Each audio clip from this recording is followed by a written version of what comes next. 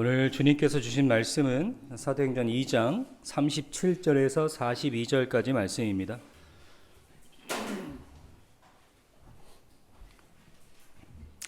사도행전 2장 37절에서 42절까지 말씀입니다.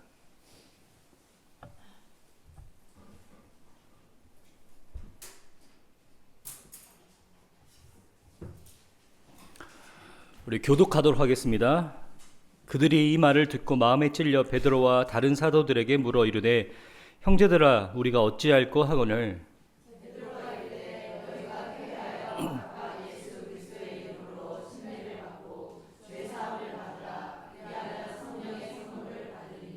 이 약속은 너희와 너희 자녀와 모든 먼 데 사람 곧 우리 주 우리 하나님이 얼마든지 부르시는 자들에게 하신 것이라 하고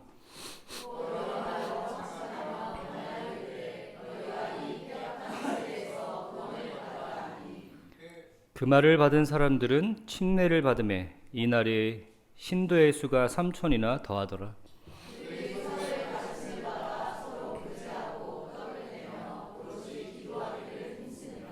아멘.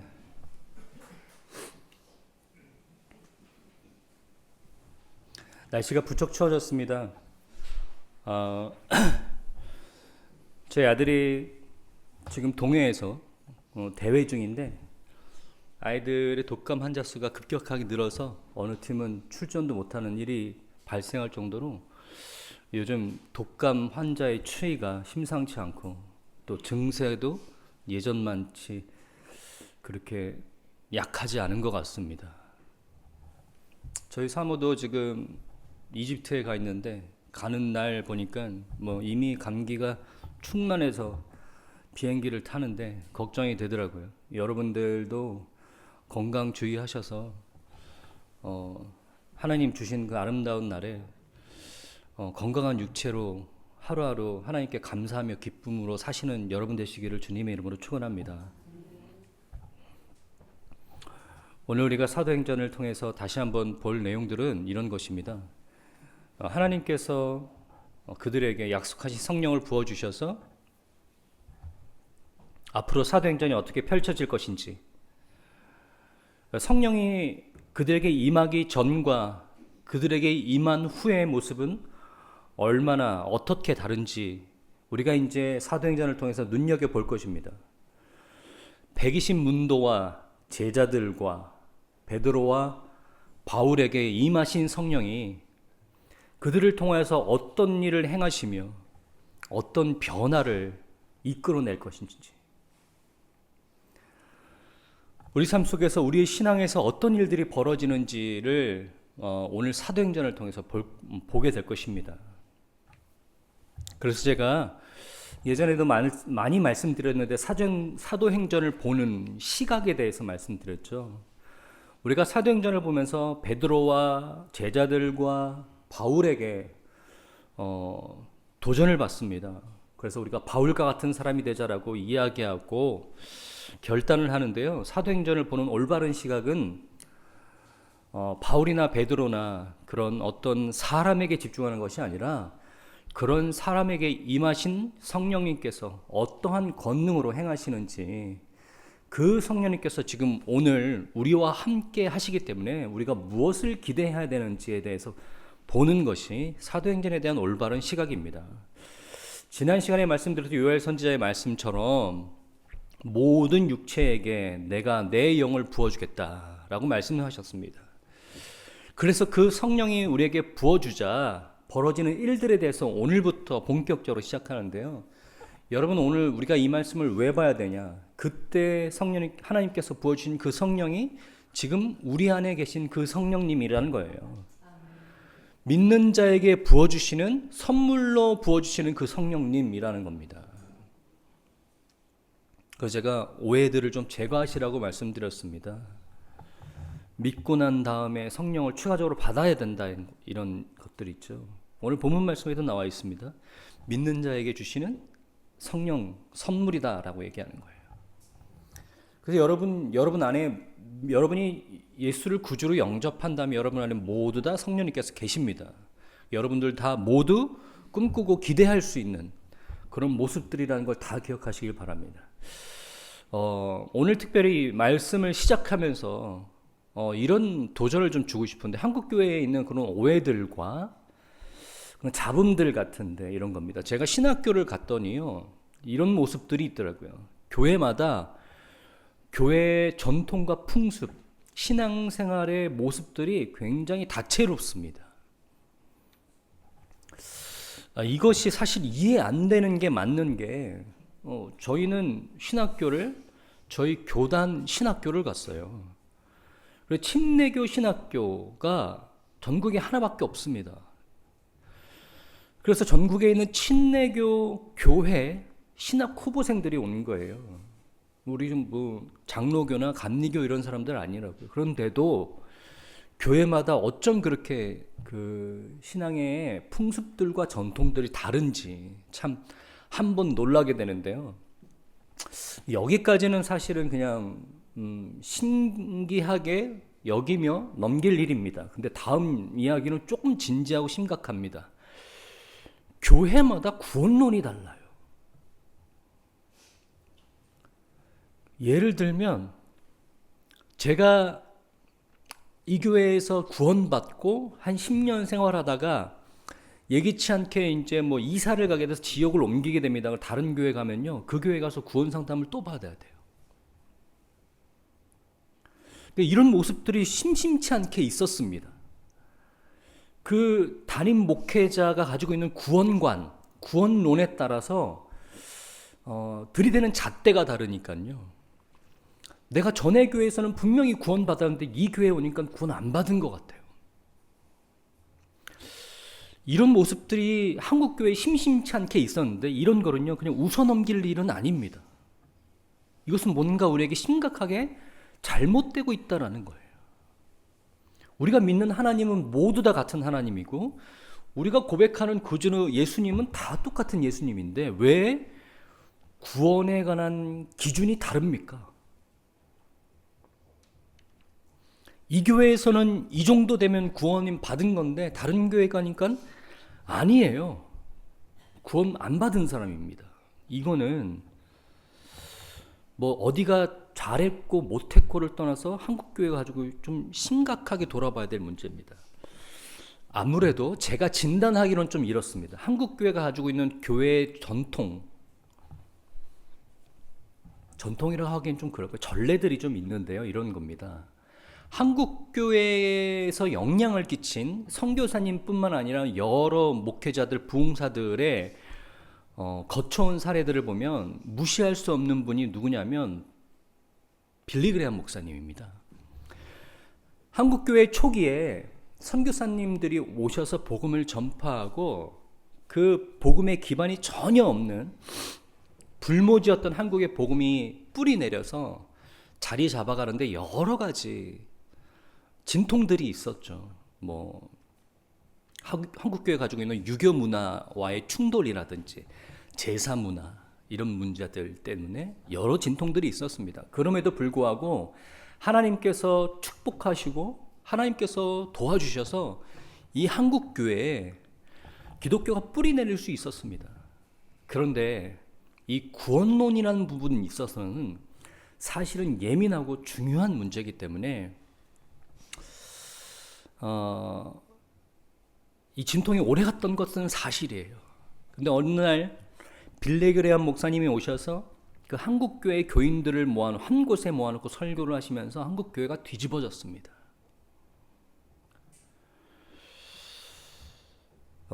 보통 서구권에서 왔던 그 복음의 소개에 관한 전단지 및 내용들은요, 복음주의권 안에 있는 청년들에게 효과적인 복음을 전달하기 위해 축약하고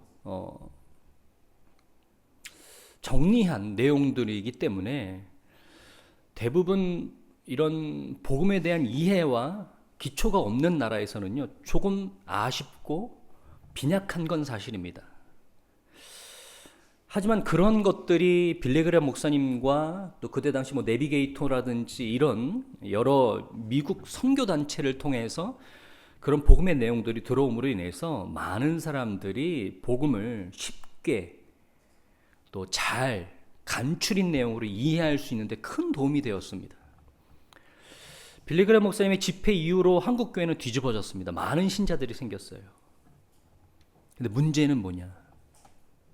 그러다 보니까 마치 공장에서 찍어내듯이 교회마다 너무나 쉽게 구원받았다라는 성도들이 늘어나는 거예요.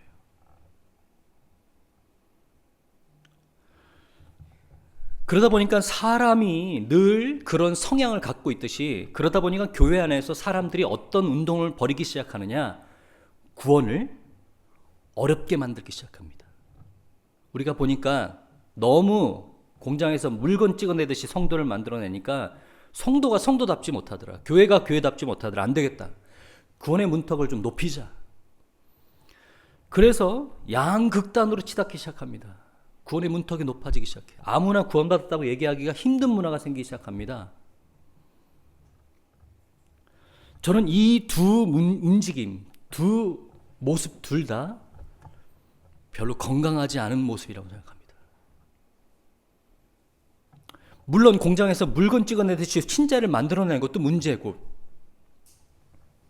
구원의 문턱을 너무나 어렵게 만들어서 성경은 예수를 믿는 모든 자들에게 성령을 부어주어 그에게 하나님의 자녀가 되는 권세를 주셨다라고 말하는데 우리는 인정하지 못해요. 그래서 구원을 누가 받았다라고 교회 안에서 선언하면 모두 다 재판관이 돼서 그 사람을 바라봅니다. 네가, 당신이 교회 얼마나 다녔다고.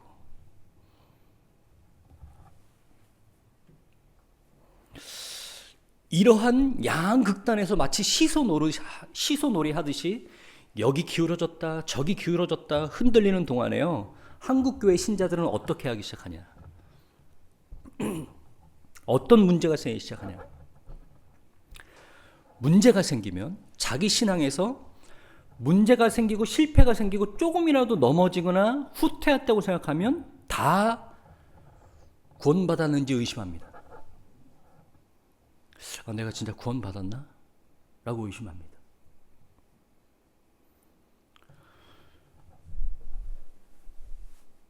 자기가 오늘 살아가는 모습, 내가 오늘 어떤 실패를 하거나 넘어졌으면 그 문제를 가지고 어디서부터 진단하기 하냐면 내가 그때 구원받은 거 사실인가?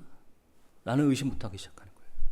그래서 저는 많은 사람들 고백 속에서 이런 두 가지가 좀 걱정이 되는데요. 첫 번째는 뭐냐면 문제가 생길 때마다 구원 의심하는 사람들.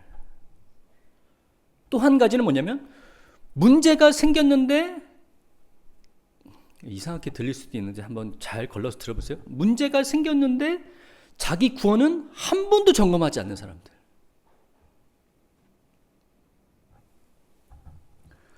신앙생활에 어떤 문제가 생기고 퇴보가 생겼는데 자기 구원받은 것은 점검하지 않습니다. 내가 그때 구원받은 것이 정말로 내가 마음으로 믿어서 주를 시인하고 구원에 이르렀는가에 대해서 점검하지 않아요. 또 한 부류는 뭐냐면 문제가 생길 때마다 자꾸 그 구원받았던 그 사실로 돌아가는 거예요. 그러니까요, 이 두 부류밖에 없어요, 한국교회.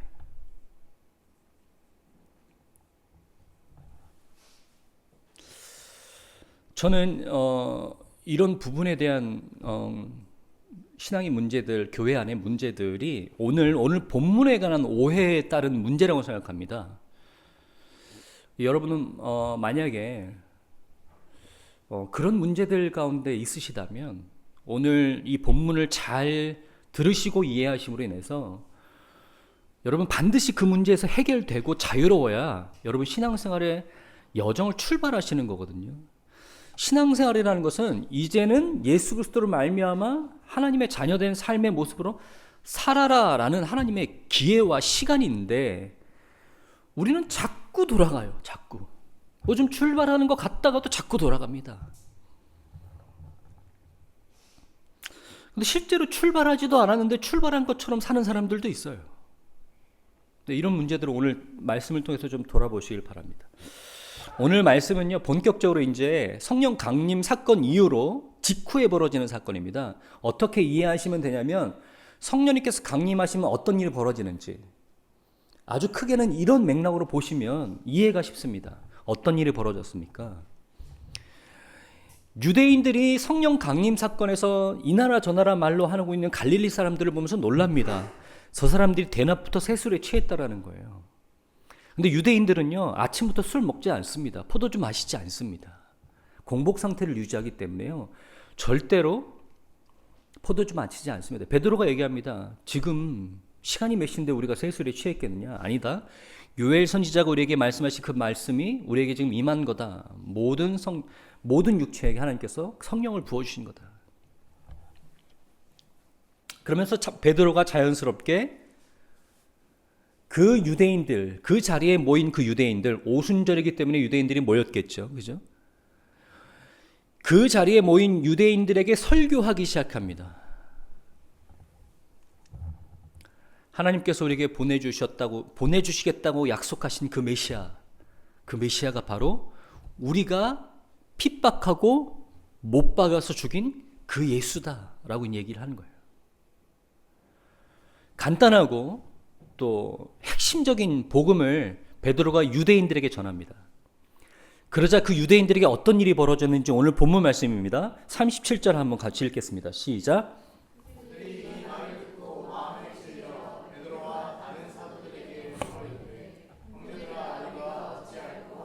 네, 그들이 이 말을 듣고 마음에 찔렸대요. 그러면서 우리가 어찌할꼬라고 물어봅니다. 여러분, 이것이 절대로 자연스러운 모습이 아닙니다. 유대인들이 베드로의 그 설교를 듣고 변화된다고요? 자기의 전통과 풍습과 관습과 생각들, 가치관들을 다 깨부셔야만 가능한 일들이에요. 네? 그냥 단순히 불교 믿었던 사람이 복음을 듣고 예수 믿었다 이런 이야기가 아닙니다. 그보다 더 어려운 이야기예요. 하나님에 대한 관점이 다른 사람들인데 그것은 어떤 개종하는 일보다는 더 어려운 일들이에요. 근데 이런 일들이 벌어집니다. 유대인들이 베드로의 설교를 듣고 마음이 찔려서 뭐라고 합니까? 우리가 어찌할꼬 이렇게 합니다. 여러분, 오늘 분명히 주목하셔야 될 모습들입니다. 성령이 오시면요, 그 마음이 깨져서 사람들이 마음이 찔려서 하나님께로 마음을 돌이키는 그런 일들이 일어납니다. 이것은 성령의 역사고 사건입니다. 여러분 한번 보실래요? 사도행전 7장에 가면요, 어떤 일이 일어나냐면 스데반 집사가 유대인들로 하여금 돌에 맞아 죽는 장면이 사도행전 7장에 일어납니다. 근데 그 유대인들에게 스데반이 돌에 맞아 죽기 전에 어떤 일을 하셨는지 아십니까? 설교했어요. 오늘 베드로가 했던 것처럼 설교했다고요. 유대인 대상도 똑같습니다. 설교 내용도 똑같아요. 자, 그 다음 내용 얼마나 똑같은지 한번 보겠습니다. 사도행전 7장입니다. 자, 그들이 이 말을 듣고 마음에 찔려 그를 향하여 이를 갈거늘 마음에 찔리는 것까지 똑같아요. 근데 그 다음 모습이 다릅니다. 어떻게 합니까? 이를 갑니다. 58절에 보겠습니다. 성 밖으로 내치고 돌로 칠세 증인들이 옷을 벗어 사울이라 하는 청년의 발 앞에 두니라. 여러분, 똑같은 사람들이 똑같은 설교를 듣고 똑같이 마음에 찔리는데 어떤 사람들은 회개하고 침례를 받습니다. 그런데 어떤 사람들은 어떻게 합니까? 이를 갈고 그 설교한 사람을 돌로 쳐 죽입니다. 여러분, 성령님께서 역사하셔야만 가능한 일들이에요. 어떤 사람이 하나님의 말씀을 듣고 그 복음을 마음에 받아들이고 그 마음에 변화가 일어난다는 것. 내가 어떻게 하면 구원받을 수 있습니까? 라고 하나님께로 가는 일들은요, 반드시 성령님의 주권적인 일이에요. 그냥 단순히 마음에 찔렸다고 되는 일이 아닙니다. 그러니까 여러분, 옆에 있는 분에게 멱살 잡아가면서 너는 교회를 얼마나 다녔는데 아직도 하나님 믿지 못하냐, 그런 얘기 하실 필요 없어요. 그 영혼을 위해서 기도하세요. 성령님께서 그 영혼을 만져주셔서 하나님의 복음이 그 안에 들어갈 수 있도록, 뿌리내릴 수 있도록 기도하셔야 돼요. 왜냐하면 그렇게 멱살 잡고 흔드는 본인도요, 본인이 어떻게 해서 복음이 그 안에 들어가 뿌리내린 거 아닙니다. 성령의 전적인 주권적인 사역이에요.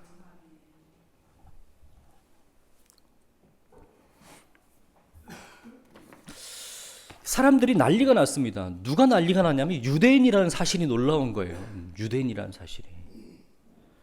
여러분, 이건 굉장히 놀라운 변화예요. 변화될 수 없는 사람. 변화될 수 없는 사람이에요. 여러분, 그렇잖아요. 교회 한번 상처받고 교회에서 떨어져 나간 사람들은요, 다시 교회로 뿌리 내리게 하는 일들은요, 정말로 어렵습니다. 차라리 교회 한 번도 안 다녀본 사람을 교회 초청하는 게 더 쉬워요.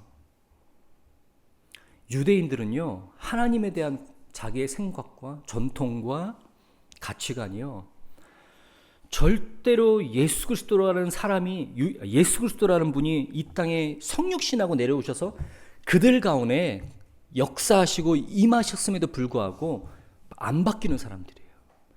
여러분, 우리 주변에 이렇게 고백하는 사람, 내가 예수를 내 눈으로 실제로 보기만 하면 내가 예수님 믿는데 도움이 될 것 같다고 얘기하는 사람들이 있죠. 근데 그 말이 사실인지 아닌지는 모르겠지만 유대인들은요, 적어도요, 그들이 눈으로 예수를 본 사람들이에요. 그런데 자기가 가지고 있는 전통과 가치관들을 절대로 깨지 못한 사람들이에요. 근데 그들이 베드로의 설교를 듣고 마음이 찔려서 우리가 어찌할꼬 합니다.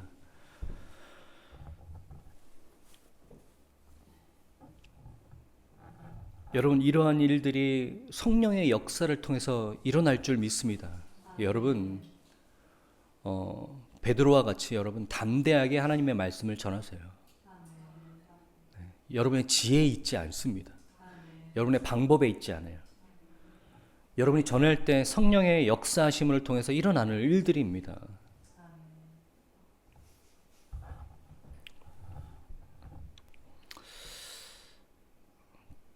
그들에게는 대책이 필요했습니다. 그들의 마음은 흔들리고 찢기고 마음이 찔렸습니다. 헬라어 본문에 보면요, 마음이 찔렸다라는 표현이 어떤 표현이냐면 마른 땅에 말발굽이 강하게 찍혀 있다라는 표현이에요. 여러분, 이 젖은 땅에는요, 발자국이 쉽게 생기죠. 그런데 이 헬라어 원어는요, 마른 땅에 말발굽이 강하게 찍힌 걸 나타냅니다. 마른 땅에 말발굽이 찍히려면 얼마나 강한 힘이 필요합니까? 말 그대로 지금 유대인들은요, 가슴이 강한 어떤 망치가 내려 찍은 것처럼 흔들리고 있는 사실. 지금 이 베드로의 그 설교가 그 가슴에 깊이 박힌 겁니다. 베드로가 그들에게 이렇게 소개합니다. 오늘 본문 말씀 보겠습니다. 38절입니다. 베드로가 이르되 너희가 회개하여 예수 그리스도의 이름으로 침례를 받고 죄 사함을 받으라. 그리하면 성령의 선물을 받으리니 이 약속은 너희와 너희 자녀와 모든 먼데 사람 곧 주 우리 하나님이 얼마든지 부르시는 자들에게 하신 것이라 하고 라고 되어 있습니다. 회개하고 침례를 받아라 라는 겁니다. 회개하고 침례를 받아라. 오늘 이 부분부터 오해를 하지 말고 이해를 잘 하셔야 제가 서두에 말씀드렸던 그런 혼돈 가운데서 해결받으실 수 있습니다.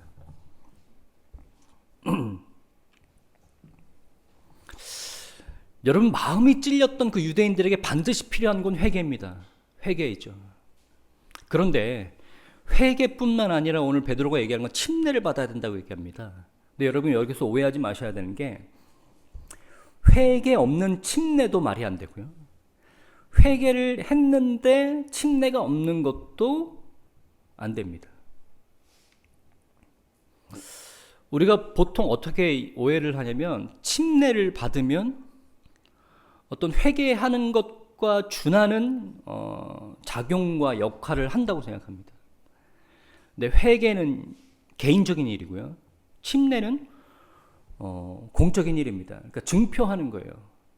그것을 우리 사람들 앞에서 우리가 선언하고 증표하는 겁니다. 그런데 왜 오늘 베드로는 이 회개와 침례를 연결지어서 그 유대인들에게 소개할까를 이해하실 필요가 있는데요. 회개에 대한 이야기를 하기 시작하면 또 다른 설교의 페이지가 되기 때문에 오늘은 침례에 대한 이야기를 하게 될 겁니다. 그러면서 그들에게 침례를 줍니다. 베드로가 그 마음이 찔려서 회개를 촉구하고 그들이 회개하자 그들에게 침례를 줍니다.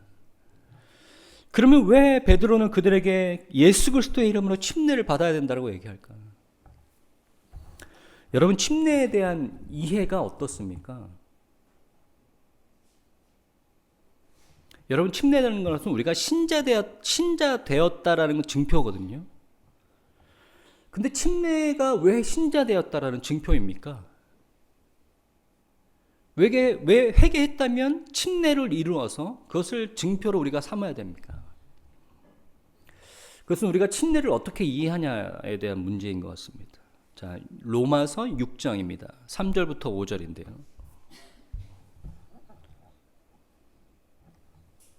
로마서 6장 3절부터 5절입니다. 같이 읽도록 하겠습니다. 무릇 그리스도 예수와 합하여 침례를 받은 우리는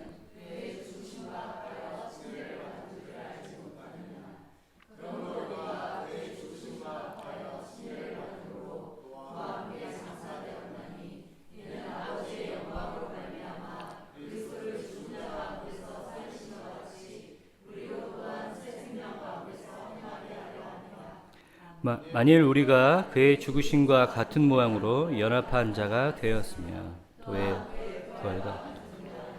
연합한 자가 되리라. 아멘. 자, 여러분 여기 3절부터 5절 읽으시면서 어떤 단어가 여러분 마음에 들어오십니까? 침례 빼고요.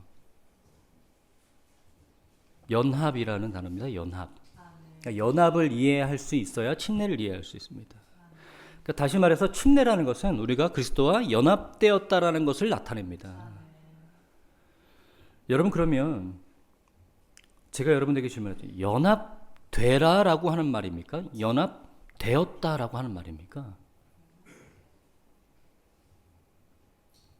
지금 우리한테 그런 너희들은 그리스도와 연합되어야 된다라고 하는 겁니까? 연합되었다라고 하는 겁니까? 연합되었다라고 하는 거예요. 연합되었다. 회개하고 믿으면 우리를 어떻게 한다고요? 그리스도와 연합된 자가 되었다라고 얘기하는 거예요. 연합된 자가 되었다라는 건 뭘 의미하냐면, 제가 이 비유를 들까 말까 참 고민했는데 완벽하진 않지만 이해를 돕는 데는 좋습니다. 여러분, 얼마 전에 볼리비아랑 축구했던 거 아십니까? 우리나라가 손흥민이 기가 막힌 프리킥을 넣었습니다. 손흥민이 골을 넣으면 그게 한 월드컵, 한 16강, 한일전 이렇게 생각해 보시죠. 손흥민이 골을 넣었습니다. 여러분, 기쁩니까? 안 기쁩니까? 안 기쁘시면 여러분은 일본 사람이든지 아니면 우리 우재훈 전도사님과 같은 월드컵을 해도 절대로 축구를 보지 않는 저런 사람이든지 둘 중에 하나예요. 왜 기쁘죠? 여러분이 손흥민이 아닌데 왜 기쁩니까? 네, 한국인이라는 어떤 카테고리로 우리가 연합되어 있기 때문이에요. 연합이라는 거는요, 그리스도와 연합됐다라는 것은 내가 하지 않았는데 예수 그리스도의 소유와 예수 그리스도가 받은 영광이 나의 소유가 되고 나의 영광이 되었다라는 걸 의미하는 거예요. 내가 십자가에 못 박혀 죽어야 되고 내가 죄값을 치러야 되고 피를 흘려야 되는데 그리스도와 나는 연합되어서 실제로 내가 하지 않았는데 예수 그리스도가 하심으로 말미암아 내가 한 것이 됐다라는 것을 의미합니다.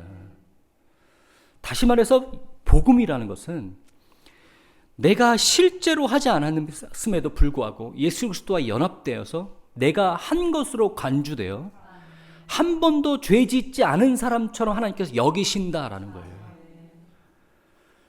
여러분, 이 연합, 복음, 구원, 이게 기쁜 소식이라고 합니까? 왜 기쁜 소식입니까?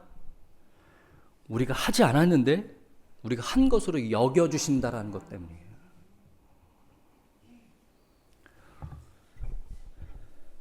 여러분, 우리가 교회를 오래 다니다 보면 보통 어떤 걸 자랑하냐면 내가 하나님 앞에 한 것 가지고 자랑합니다. 심지어 뭘 자랑한? 내가 얼마나 하나님 부르짖었던 하나님 나한테 구원 주셨다 이런 것도 자랑합니다. 그런데 여러분, 내가 무엇을 해서 하나님 나를 자녀 삼아 주시고 내가 행한 무엇 때문에 내가 구원받은 거 절대 아닙니다.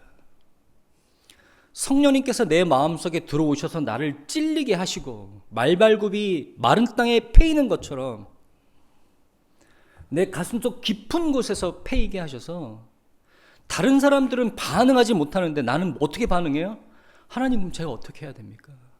지옥 가기 싫은데 내 이대로 그냥 신앙생활하고 싶지 않은데 하나님, 제가 어떻게 해야 됩니까? 라고 하나님께 울부짖으니 하나님께서 우리에게 뭐라고 말씀하십니까? 회개해라, 하나님께로 돌아와라 라고 말씀하십니다. 회개하고 하나님께로 돌아오자 하나님께서 우리에게 뭐라고 말씀하십니까? 너는 그리스도와 연합된 자다.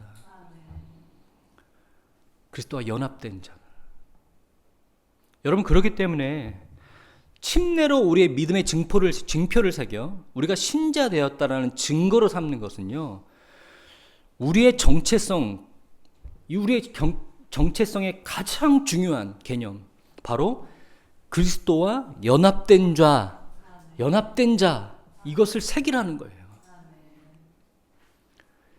그래서 침례 받으라고 하는 거예요, 여러분. 여러분 꼭 마음속에 다시 한번 새기십시오. 여러분은 그리스도와 연합된 자입니다. 여러분이 하지 않은 일 가지고 여러분이 그리스도를 믿음으로 말미암아 그리스도가 한 일을, 그리스도가 이룬 것들을 여러분의 소유로 되는 거예요. 그런데 우리는 오늘 부부싸움하고 교회에 오니까 구원의 확신이 흔들립니다. 내가 오늘 좀 실패하고 넘어졌어요. 신자다운 모습을 못 보였습니다. 욕심 있는 그대로 드러내고 막 이를 드러내면 사람들과 다투고 이랬습니다. 그랬더니 뭘 생각하냐면, 내가 구원받은 게 사실인가? 라는 걸 생각해요.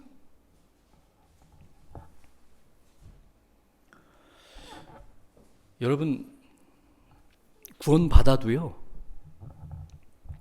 여러분 때때로 여러분 삶 속에서 얼마든지 무너질 수 있습니다.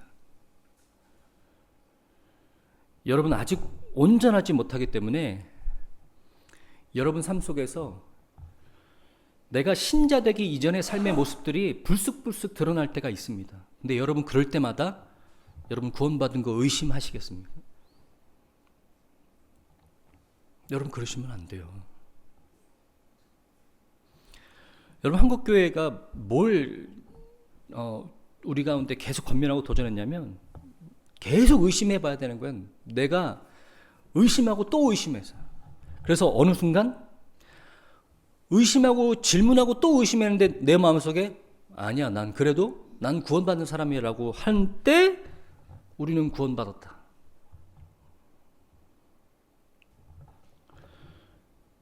여러분 그 말이 무슨 의도로 했는지 좀 생각해 볼 필요가 있지만, 대부분 그 말 때문에 생긴 오해들은요, 저는 그건 좀 아니라고 생각합니다.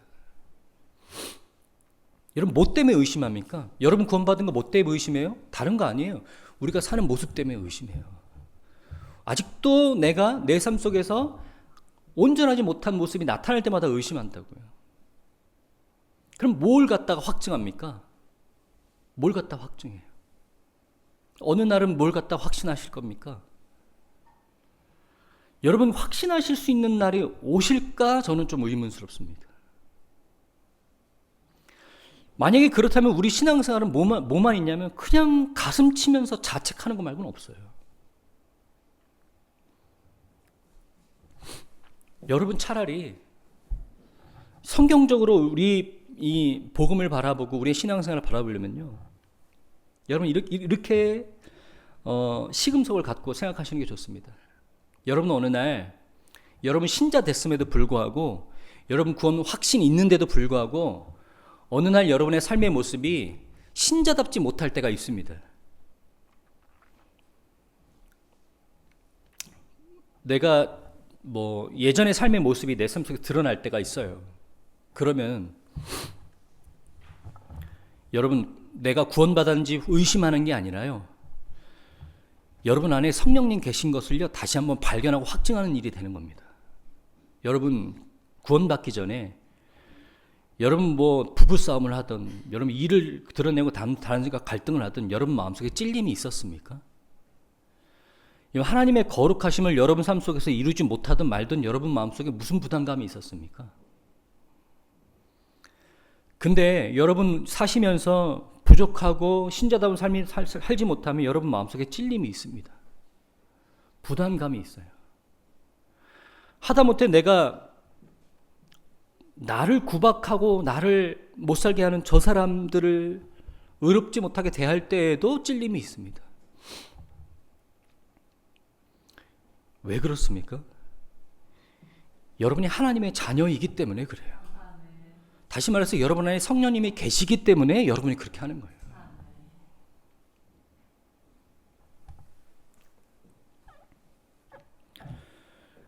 여러분, 연합이라는 건 그렇습니다. 여러분, 하나님께서 여러분 안에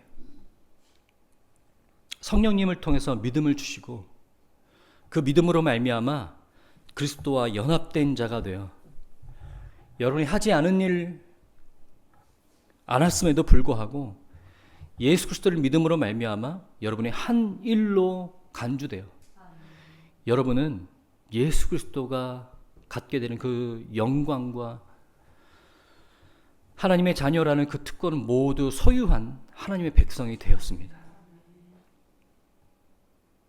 이것은 성령님께서 시작부터 지금까지 또 앞으로 여러분을 통해서 하실 일들입니다.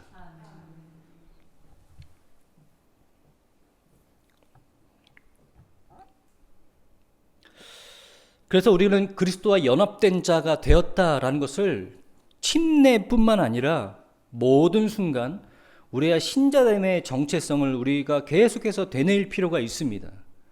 계속해서 우리 마음속에 상기시킬 필요가 있습니다.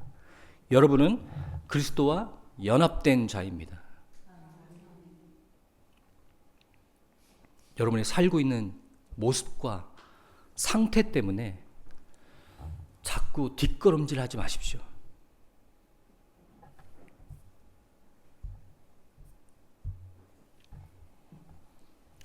여러분의 모습이 추하고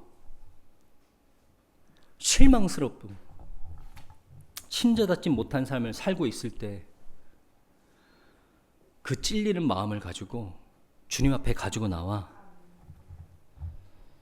통회하는 심령으로 기도하시며 여러분 마음 만지시고 위로하시며 다시 그 믿음의 경륜의 그 자리에 서게 하실 그 하나님의 무한하신 사랑과 위로를 경험하십시오. 가슴치며 마치 목욕탕에 가서 때 밀듯이 회개하고 털어내고 다시 죄를 짓고 회개하고 털어내고 이러한 습관적인 종교의식이 아니라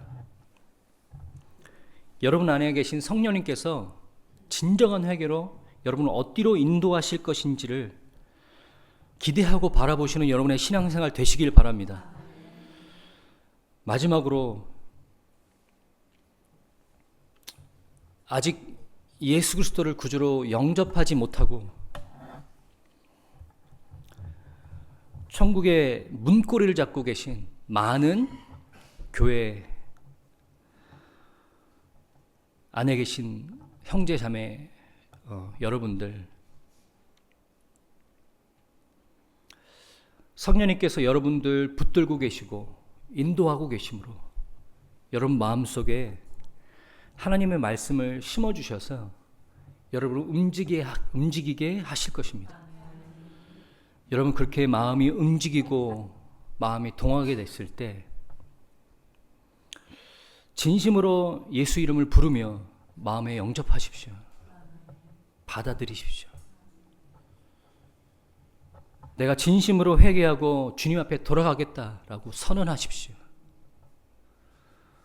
우리의 삶의 모습, 우리의 삶의 상태, 우리가 이룬 신앙의 어떤 수준, 이런 걸로 믿음을 평가하지 않습니다.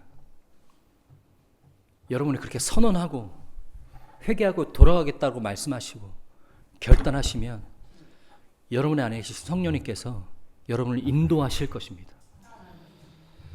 다시는 우리 삶의 모습 때문에, 상태 때문에, 수준 때문에 내 신앙생활, 내 구원의 확신에 대해서 의심하시고 다른 사람의 구원의 여부를 판단하시지 말고 앞에 계신 하나님을 바라보시면서 오늘의 신앙생활을 사시는 여러분 되시길 바랍니다.